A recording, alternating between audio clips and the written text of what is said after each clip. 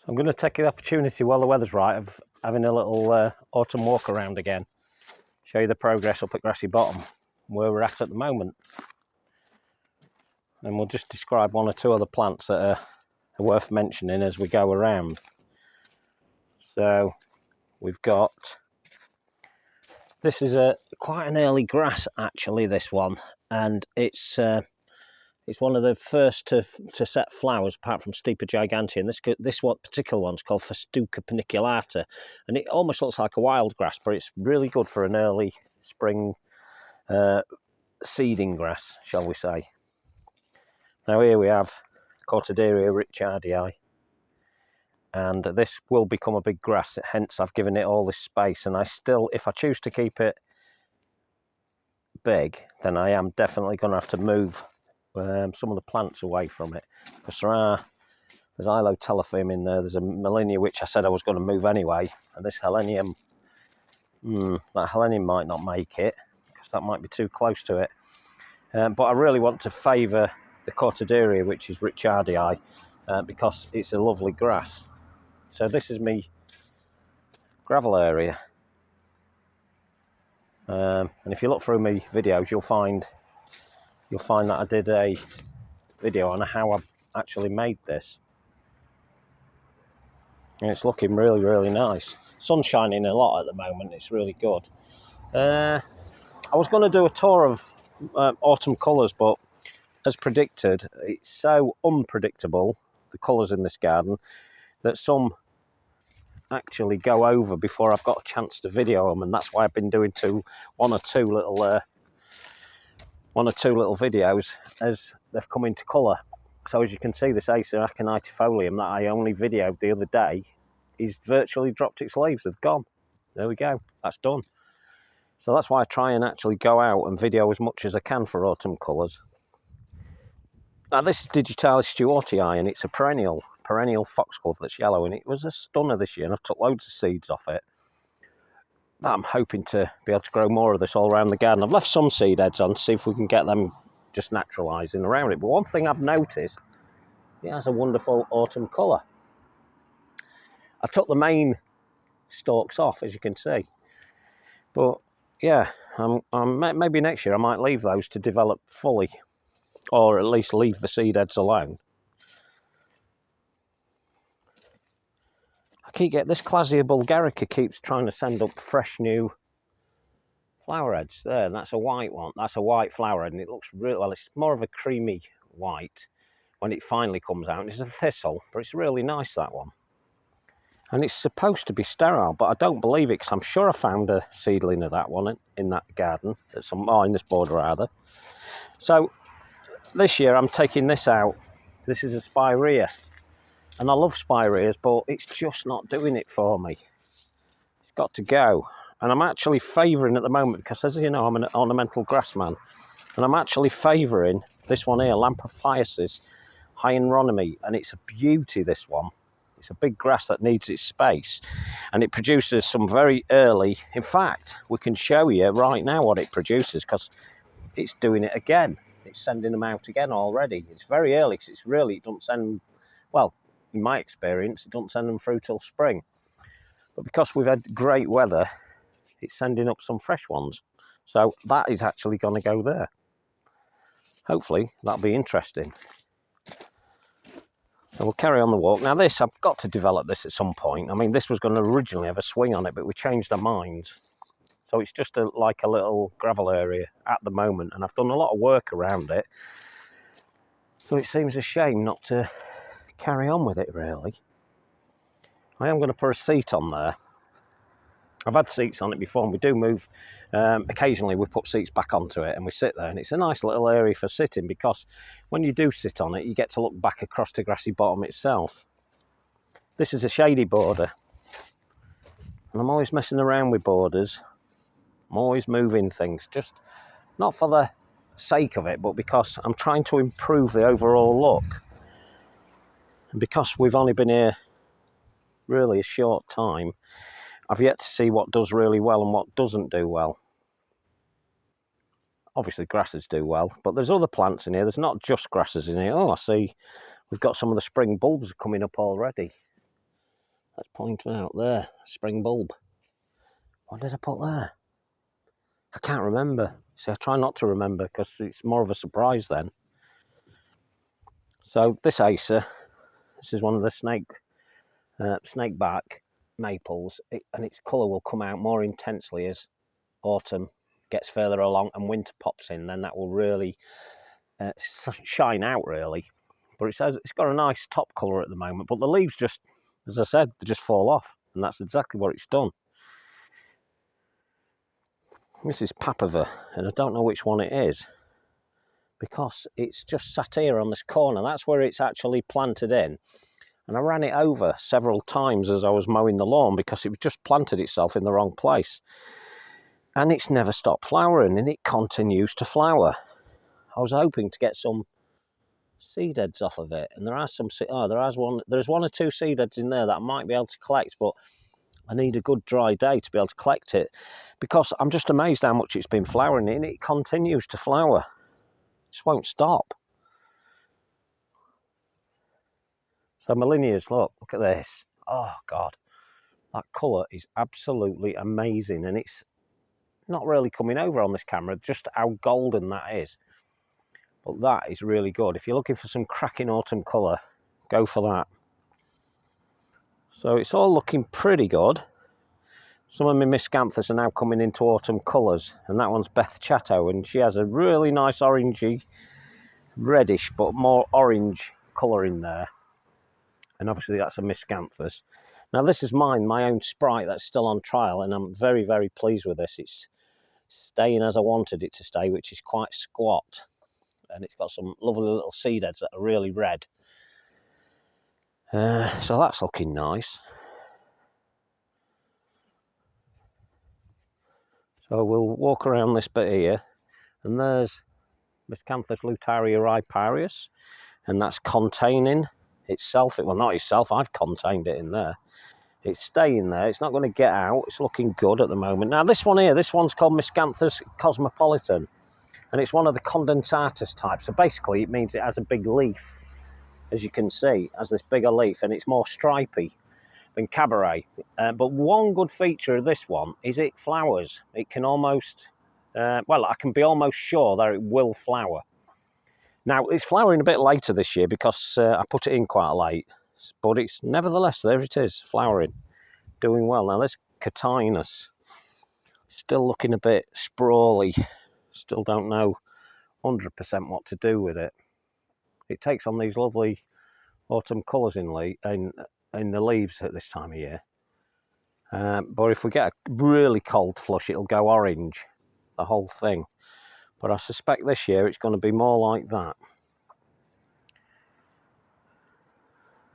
This is Pavoskia. It was already here when I got here. It's fantastic. It's just never stopped performing.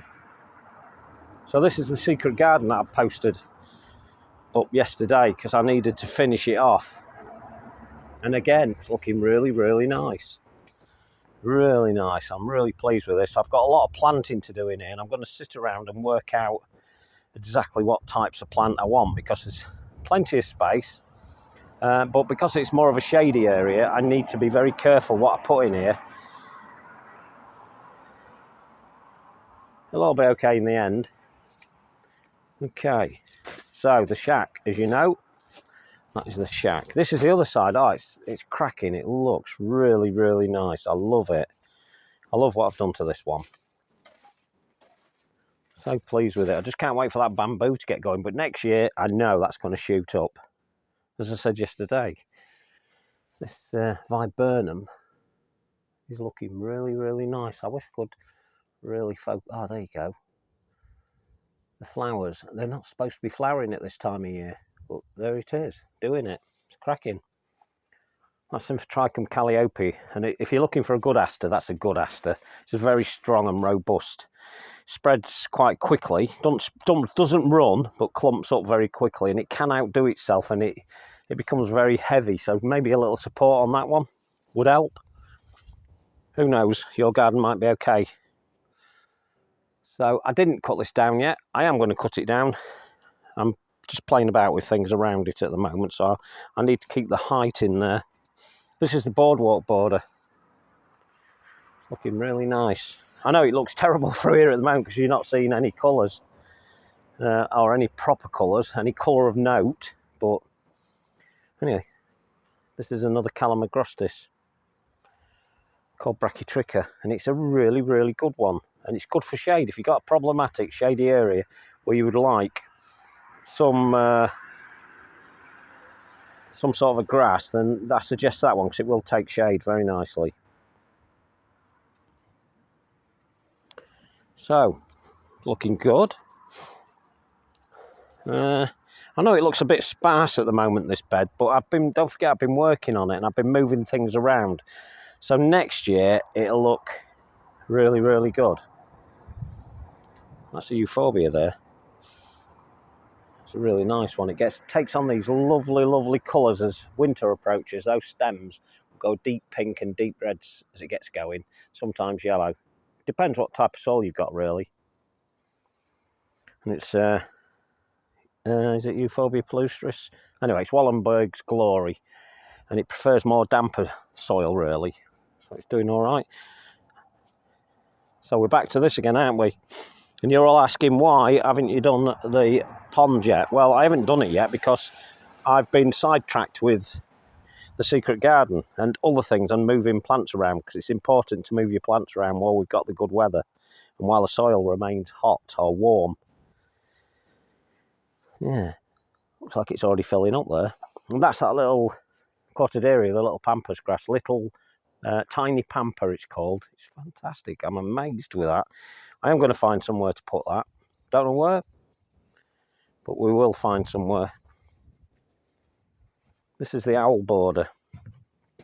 I really like this. I don't really ever do much to this, except maybe get rid of the weeds as and when they appear. But at the moment, it's looking good. Those Viburnum Davidii are looking fantastic now. They're really getting the feet in now. So they've been in a couple of years. They're really doing it. They're going for it. That euphorbia there,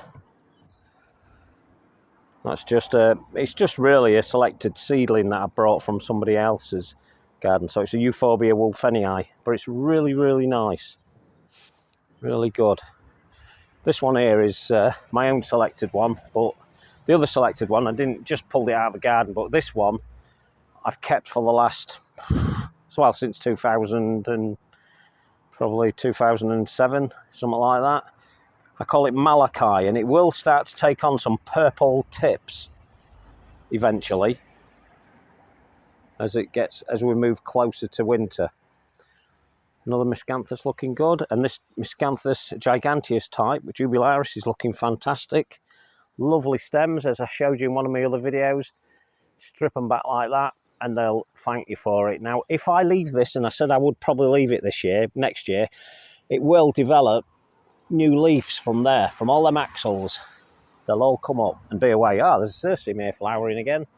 Cirsiums are good for that because they're sterile. So they don't know they're sterile. It's a bit like stupid people don't know they're stupid. That doesn't know it's sterile, so it keeps going. This is a good grass. If you want a good grass, get this one. It's China Cloa rubra, a New Zealand native, and it's fantastic. I love it. I have several of these around. This is now a fully mature specimen at 5 years. Looking really good. There's a smaller one there, and believe it or not, they all came from the same plant, but some were potted up for quite some time. See, Kathy picked this plant, and I kind of thought, I'm not really keen on it, because it's a Japanese anemone. I'm just looking for its name, Ruffled Swan. So it's an enemy ruffled swan, but actually that's quite nice. I think she's excelled herself. And we've decided to keep, or I've decided I'm going to keep it in this pot because I want to keep it separate to the other ones that were already in the garden.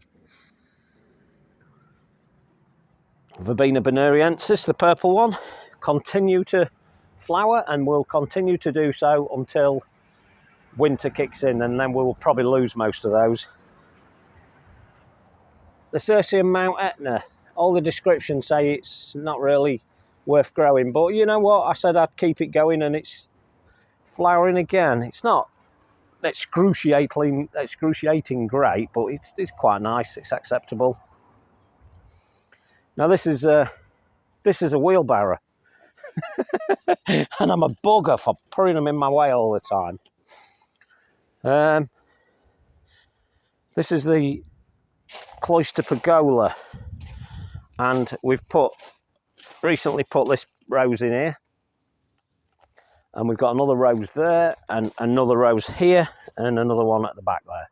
Looking good, but this one here, this one's Starlight Symphony, and it's looking really nice. These hips are amazing. Beautiful, big, massive hips. Some of the miscanthus are looking good. This Patagonia, Cortaderia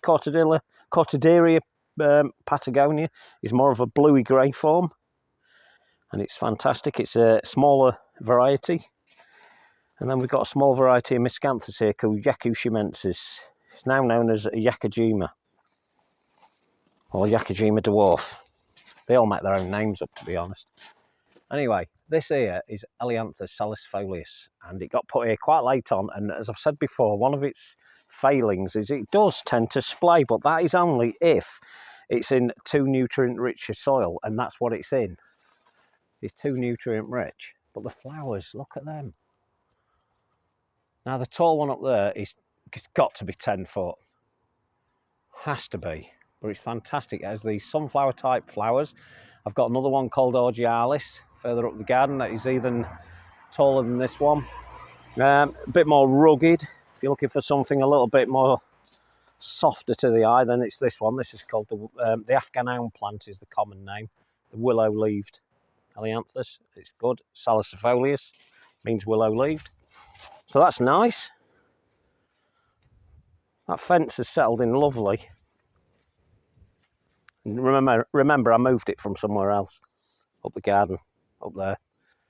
Put it here, but it's all starting to knit together nicely. So here we go. So that's a sheep bale feeder, that. And I've got 3 of those. I bought them from a local farm supply company, and they're around, I'd say around, the first one I bought was about £110, and then suddenly all the prices went up and it went to about 120, 125, which I felt we was being ripped off on, really. But I've got the 3 I want, so I'm not too bothered.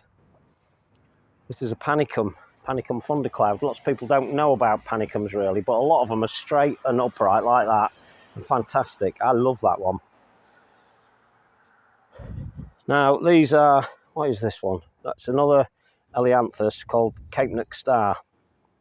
It's a sunflower, and obviously it's gone over now. And really, most people would cut that down. I would say to you, don't cut them down. Why don't we cut them down? Well, I don't cut them down because what happens is we find that little flies, little creatures, little creepy crawlies all overwinter in these types of plants. And then as a result of that, the birds come and feed on them. And so it's a whole ecosystem going through winter. So it's better to leave them. I won't cut any of my garden down up until around about the end of January at the very earliest. And then February, by the middle to late February, that's the latest. I will have it all chopped back down, because we have to be mindful that some of the grasses in particular are already growing at that point. This one here is Miscanthus sinensis malapatus, one of the best. It's only a baby, only went in 2 months ago, but it's doing all right. Now this is the one I keep talking about. Calamagrostis Carl Forster, looking fantastic, and it will stand like this all winter now, and it's definitely worth keeping. The allium you can see is one called Summer Drummer, and it's a cracker. It's a really tall variety that I've mixed in. I've planted more this year. In fact, if you look down there, you can see the green. That's another one that's growing. In fact, that'll be from that bulb, and it's growing again, and they're very early to come up, so don't worry about it. If you see your alliums or some spring bulbs coming up, don't worry about it, because they'll not start setting flowers until the time is right. This is another euphorbia.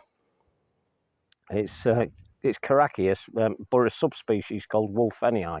And it's a selected one, again, that I selected out of the garden. Nothing really particularly good about it, it's just a really nice one. There's another one over there, but that's the Bob Brown selection. And it is a good one, that one, actually. I've took lots of cuttings of that one. Eupatorium Skinny Mini. Now gone through, but looking good nevertheless. Now the pergola looks good from this angle as well. And remember, this area is in development. It's not going to be finished yet.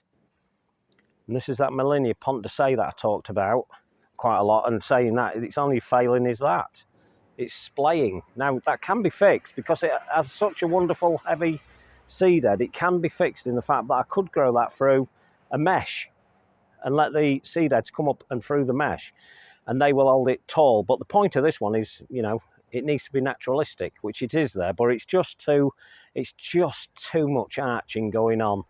Takes up way too much space, as you can see. This is Miscanthus sinensis in its memory, and it's just been a stunner. The sun's not really on it at the moment. When the sun comes on it, it is really mellow yellow, I guess, that leaf colour. It's going over now, as you can see. It will retain these seed heads through winter, and they will fluff. As soon as it dries, they'll fluff up. We've had a morning of intense rain up here, so they've tightened up a bit, and that's only because they're wet. But once they dry out, they will be absolutely amazing.